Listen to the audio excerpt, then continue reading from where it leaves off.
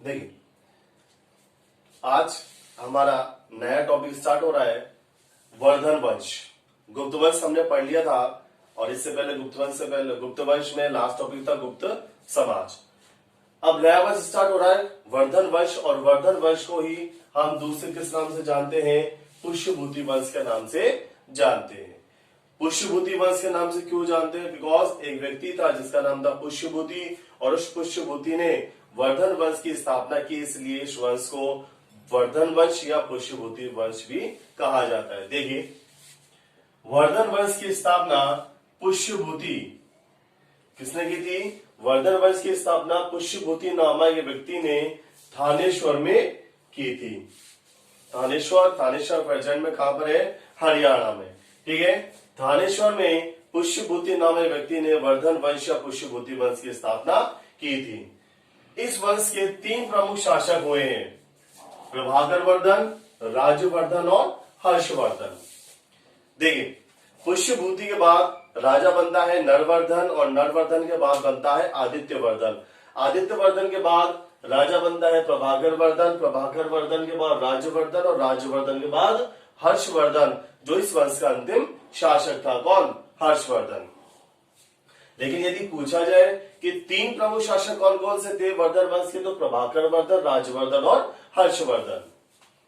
प्रभाकर वर्धन की मृत्यु के बाद, अब देखिए प्रभाकर वर्धन है, इस प्रभाकर वर्धन के 2 पुत्र थे। पहला बड़ा पुत्र था राज्यवर्धन और छोटा पुत्र था हर्षवर्धन, और एक इसकी पुत्री थी जिसका नाम था राजश्री।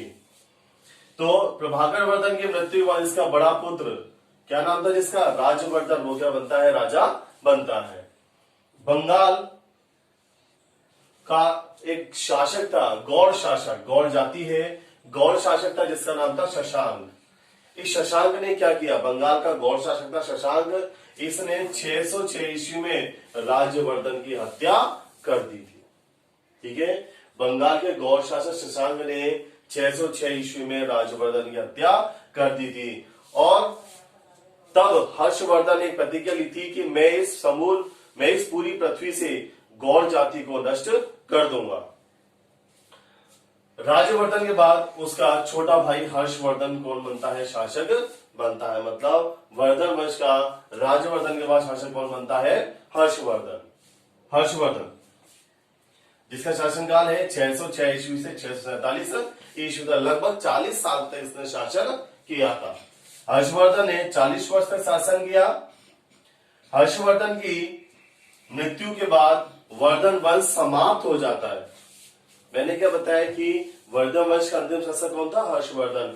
तो हर्षवर्धन की मृत्यु के बाद वर्धन वंश समाप्त हो जाता है। क्यों हो जाता है? बिकॉज हर्षवर्धन निसंतान था, हर्षवर्धन के कोई भी संतान नहीं थी, इसलिए इस वंश का अंतिम शासक किसे माना जाता है?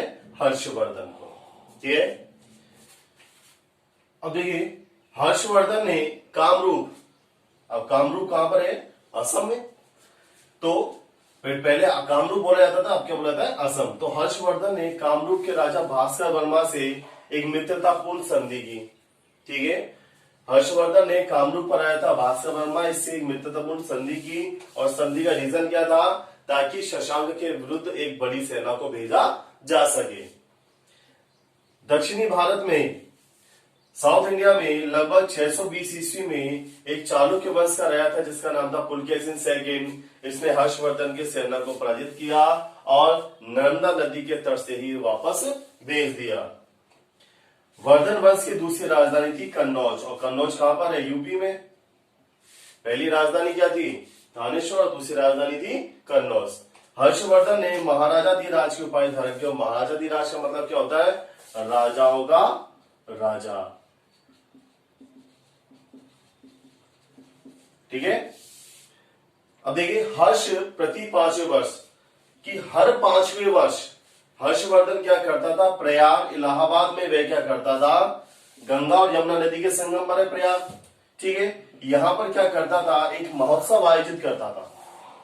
हर 5 साल के बाद हर्षवर्धन प्रयाग में, और प्रयाग कहां है? गंगा यमुना के संगम पर। यहां पर हर 5 साल में वह एक महोत्सव आयोजित करता था। ठीक है, और उस महोत्सव में वह क्या करता था? दान आदि दिया करता था। बहुत सारे दान दिया करता था, कल्याणकारी कार्य भी किया करता था, दान भी दिया करता था।